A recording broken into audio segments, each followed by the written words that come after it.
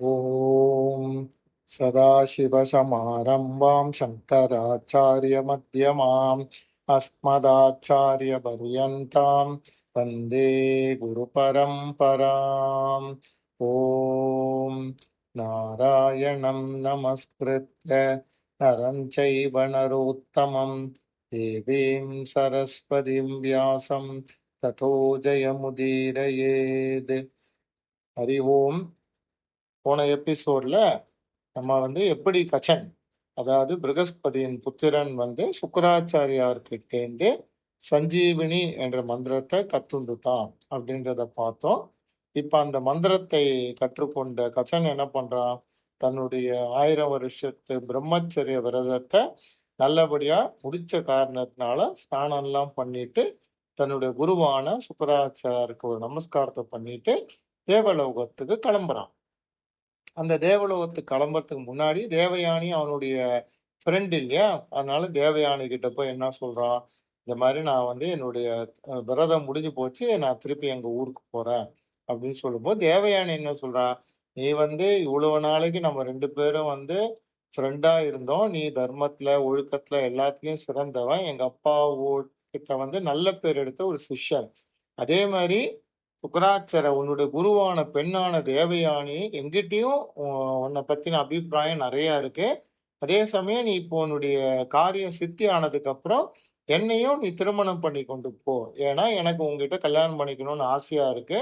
குருவின் புத்திரி ஆகிய என்னுடைய வேண்டுகோளை நீ நிராகரிக்க கூடாது அப்படின்னு சொல்றான்.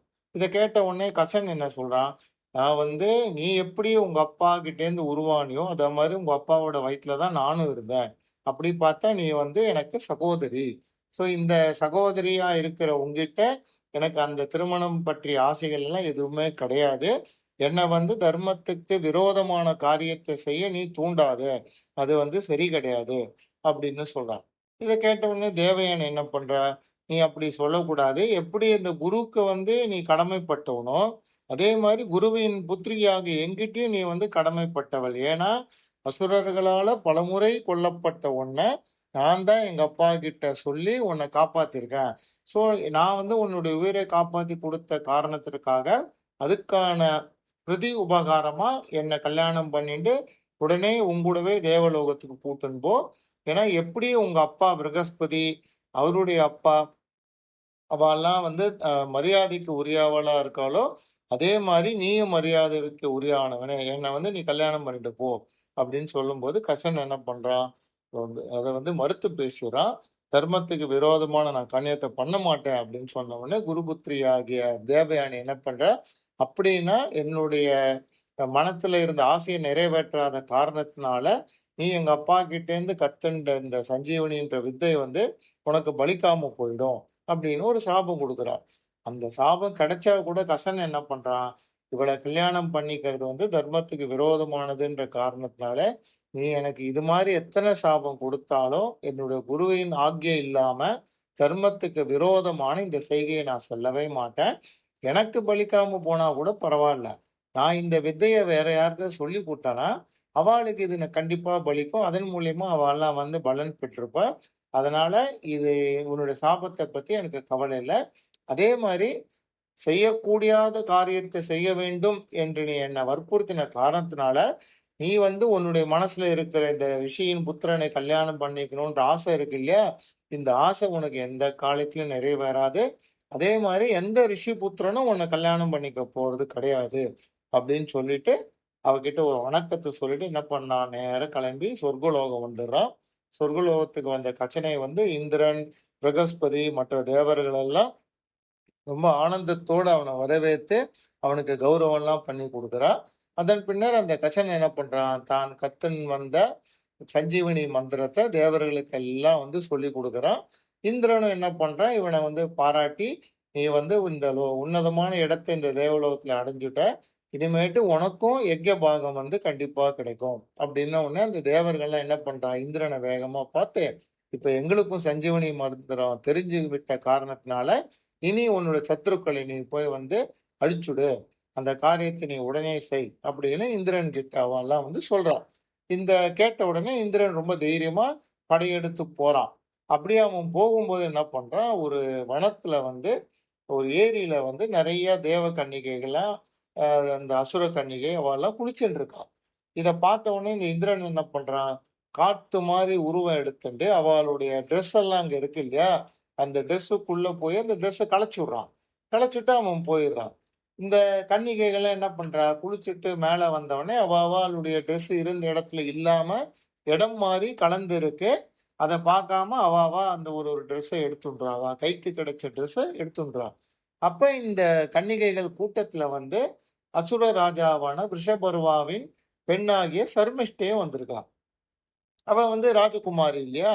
அவ என்ன பண்றா, தவறுதலா அவளுடைய கைக்கு வந்து தேவயானியுடைய வஸ்திரம் வந்துருது. அந்த வஸ்திரத்த வந்து அவ உடுத்தின்டுறா. இப்ப தேவயானி என்ன பண்றா, தன்னுடைய வஸ்திரம் தன் கைக்கு வரல. அதே சமயம் அத வந்து சர்மிஷ்டை கைக்கு போயிடுத்து. அப்படின்ன உடனே அவளுடைய மதி மயங்கி போய் கோவத்துல என்ன சொல்றா, "நீ வந்து ஒரு அசுரனுடைய பெண்ணு.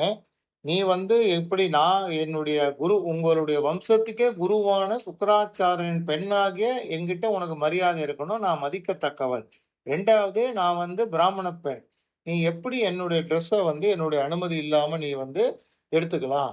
அப்படின்னு கோவமா சொல்றா. இத கேட்ட உடனே இந்த சர்மிஷ்டை ஏற்கனவே அவ வந்து அரக்கர் குலத்துல பிறந்த பெண்ணு. பிளஸ் ராஜகுமாரி வேற. அவ என்ன பண்றா, தேவயானிய ரொம்ப அதாவது கேவலப்படுத்துறா மாரி, "உங்க அப்பா வந்து எங்க அப்பா வரும்போதெல்லாம் எழுந்து நிக்கிறார். எங்க அப்பா கீழ தான் உட்கார்ந்துருக்கார். எப்போ பார்த்தாலும் எங்க அப்பாவ வந்து பாராட்டி பேசி யாசகம் பண்ணிண்டு எங்க அப்பாகிட்ட இருக்கார். அப்படிப்பட்ட பெண்ணாகிய உன்ன வந்து நான் கோபித்துக் கொள்வதில தப்பே கிடையாது. நீ என்ன வேணா என்ன திட்டு. அத பத்தி எனக்கு கவலையே கிடையாது. உனக்கு வந்து வாழ்க்கையில எதுவுமே நல்லது நடக்காது." அப்படின்னு சொல்லிட்டு என்ன பண்றா இந்த சர்மிஷ்டை, கோவமா அந்த தேவயானிய வந்து புடிச்சு தள்ளுறான். தள்ளப்பட்ட தேவயானி அங்க ஒரு தண்ணியே இல்லாத கிணத்துல போய் விழுந்த உடனே, இந்த சர்மிஷ்டை ஏற்கனவே கோவத்துல இருக்கா. அதனால அவ நம்ம என்ன பண்றோன்றது தெரியாமயே கோவமா அவ வந்து அவளுடைய அரண்மனைக்கு போயிடுறா. ஏன்னா, அவ என்ன நெனச்சுட்டா, தேவயானிய நம்ம கிணத்துல தள்ளிட்டோம். அவ வந்து இறந்து போயிட்டா அப்படின்னு நெனச்சுட்டு போயிர்றா. அசுரர்கள் எல்லாருமே அவ அவ வீட்டுக்கு போயிர்றா. இப்ப அந்த சமயத்துல நம்ம போன எபிசோட்ல பார்த்தோம் இல்லையா? யயாதி என்ற மன்னன். அதாவது நகுஷனின் புத்திரன் ஆகிய யயாதி. யாரு? தன்னுடைய முதுமையை தன்னுடைய பசங்க கிட்ட குடுத்துட்டு, நீண்ட காலம் இந்த உலகத்துல இருக்கக்கூடிய காமங்களை எல்லாம் அனுபவிக்கணும். நல்ல சண்டையெல்லாம் போட்டு சந்தோஷமா இருக்கணும்ன்று வேண்டின்ற யயாதி இருக்கான் இல்லையா? அவன் வந்து தன்னுடைய தேர் மற்றும் குதிரைகளோட இந்த வனத்துல வேகமா வேட்டையாடுறதுக்கு வந்துட்டு இருக்கான். அப்ப அவன் தண்ணி தாகம் எடுத்து இந்த கிணத்துல தண்ணி இருக்கான்னு எட்டி பார்க்கும்போது, இந்த தேவயானி வந்து மிகுந்த கோவத்தோட கண்ணெல்லாம் அப்படியே உக்கிரமா இருக்கு. ஏதோ முணுமுணுத்துன்டு அந்த கிணத்துல இருக்கா. இத பார்த்த உடனே இந்த ராஜாவுக்கு ஒரே ஆச்சரியம். யார் இந்த பெண்? எதுக்கோசரம் இந்த தண்ணி இல்லாத கிணத்துல விழுந்தும் எழுந்து வராம அங்கேயே இருக்காளே! அதோடு இல்லாம ஏதோ கோவமா தனக்கு தானே பேசிட்டு இருக்காளேன்னு சொல்லிட்டு, "அம்மா நீ யாரு? இந்த கிணத்துல நீ எப்படி விழுந்த? நீ எதுக்கோசரம் வந்து கோவமா இப்படி இருக்க?" அப்படின்னு சொன்ன உடனே இவ வந்து கேட்கிறா. "நீங்க யாரு?" அப்படின்ன உடனே இவ சொல்றா, "நான் தான் யயாதி அப்படின்ற ராஜா." அப்படின்னு சொன்ன உடனே, இந்த தேவயானி என்ன பண்றா, எந்த அசுரர்களுக்கு வந்து வித்தைகளை கத்துக் குடுத்து, எந்த அசுரர்கள் வந்து ஒரு போர்ல இறந்து போனாலும், அவள வந்து தன்கிட்ட இருக்கிற மந்திர சக்தியினால உயிர் பிழைத்து, மறுபடியும் அவள அசுரர் கூட்டத்துல சேர்த்தாரோ, அப்படி பெருமை வாய்ந்த சுக்கிராச்சாரியார், அதாவது பிருகு முனிவரின் மைந்தராகிய சுக்கிராச்சாரியரின் பெண்ணாகிய தேவயானி நானு. என்ன வந்து நீங்க தயவு செஞ்சு இந்த கிணத்துல இருந்து தூக்கி விடுங்கோ அப்படின்னு சொல்லிட்டு என்ன பண்றா, தன்னுடைய வலது கையை மேல தூக்குறா. அவ யயாதி கிட்ட என்னுடைய இந்த வலது கையை பிடித்து மேல நீங்க தூக்குங்கோ அப்படின்னு சொன்ன உடனே இந்த யயாதி என்ன பண்றான், சரி இந்த கிணத்துல விழுந்த பெண்ணை வந்து நம்ம காப்போதோன்னு சொல்லிட்டு அவளுடைய வலக்கையை பிடித்து மேல தூக்கின உடனே வெளியில வந்த தேவயானி அந்த யயாதி கிட்ட என்ன பண்றா, ராஜாவே நீ வந்து என்ன கைய பிடிச்சு தூக்கினதுனால எனக்கு ஆபத்துல உதவிய ஆபத் பாந்தவனா மாறிட்ட. அதோடு இல்லாம என்னுடைய வலது கையை நீ பிடிச்சு தூக்கினதுனால நீ எனக்கு கணவனாவும் ஆகிவிட்ட. அதனால வா நம்ம 2 பேரும் நேரா எங்க அப்பா கிட்ட போவோம். அப்படின்னா யயாதி பயந்துட்டான். ஏன்னா சுக்கராச்சாரியர பத்தி தெரியும். அவரோ வந்து பிராமண ரிஷி. நம்ம வந்து சத்திரிய ராஜா. நம்ம போய் அவரு பெண்ண கல்யாணம் பண்ணிட்டு அவரு கோச்சுண்டு சாபம் குடுக்க போறாளே அப்படின்னு சொல்லிட்டு, அத வந்து தேவயானி கிட்ட ரொம்ப பவ்யமா சொல்றான். நீ வந்து பிராமண பெண், நான் சத்திரிய பெண். நம்ம 2 பேரும் கல்யாணம் பண்ணிக்கிறது சரியா ஆகாது.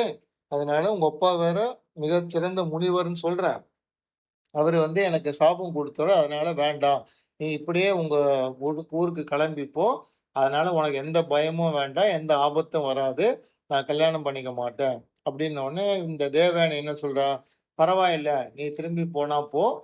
நீ யார கண்டு பயந்தியோ, அந்த அசுர குருவாகிய சுக்கிராச்சாரியாரே உன்கிட்ட வந்து என்ன கல்யாணம் பண்ணிக்க சொல்லி, கல்யாணம் பண்ணி வைப்பார்.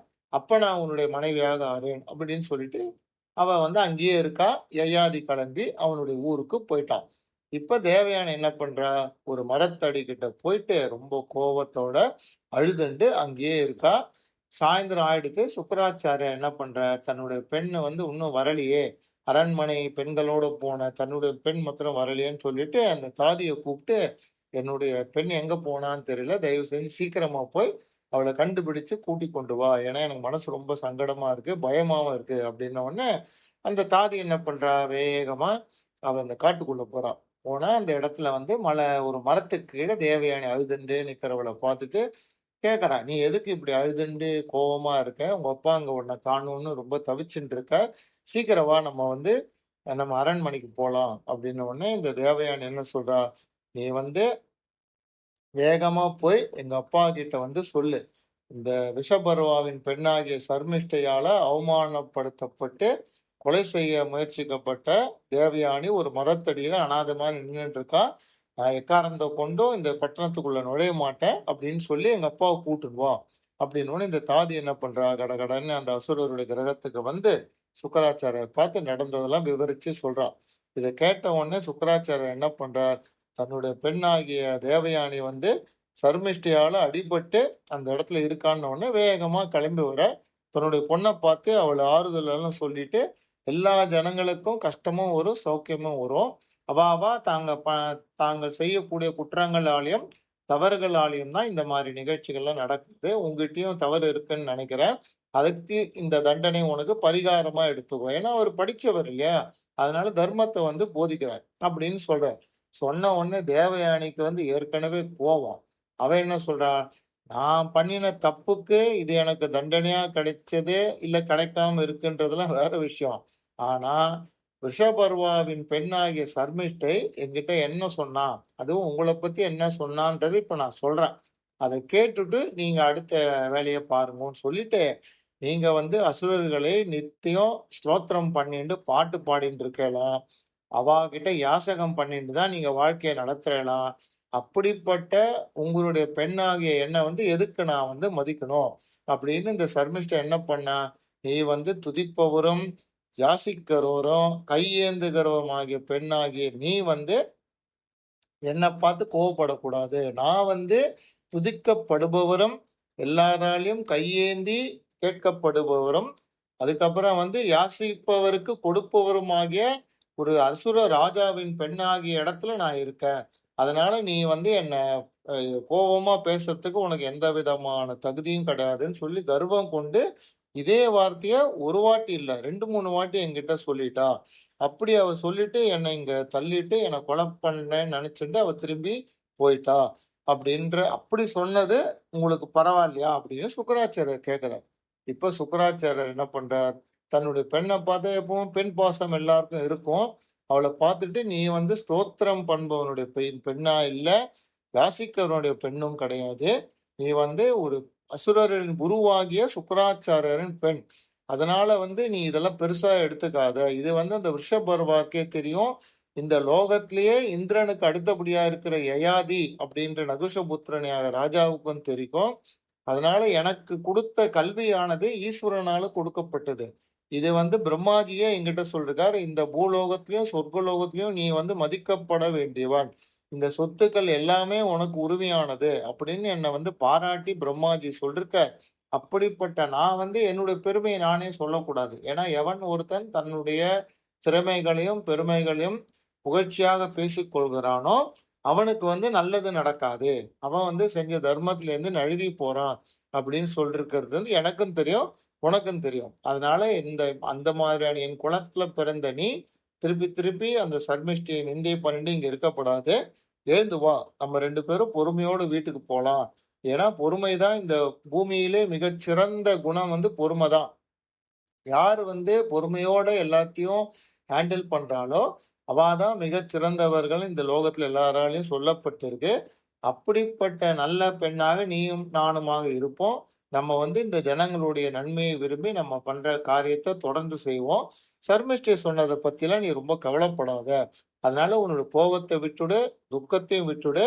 நம்ம 2 பேரும் நம்ம வீட்டுக்கு போலாம் அப்படின்னு சொல்லி தேற்றி தேவயானையை கைய பிடிச்சுன்னு வீட்டுக்கு போலான்னு கூப்பிடுறார். ஆனா, இவ்வளவு பணிவாக தர்ம நியாயங்களை எல்லாம் எடுத்து சுக்கிராச்சாரியார் சொல்லியும், தேவயானையுடைய குரோதமும், கோபமும் கொஞ்சம் கூட குறையவே இல்ல. திரும்பவும் என்ன பண்றா, அவன் அப்பா கிட்ட, தான் ஏன் அந்த அசுரனுடைய நகரத்திற்கு வர முடியாது அப்படின்ற காரணத்த திருப்பி சொல்றா. அது என்ன சொல்றா? அதுக்கப்புறம் சுக்கிராச்சாரியார் அத கேட்டு என்ன பண்ணினார்? அப்படின்ற விவரங்களை எல்லாம் அடுத்த எபிசோட்ல நம்ம பார்க்கலாம். ஹரி ஓம்!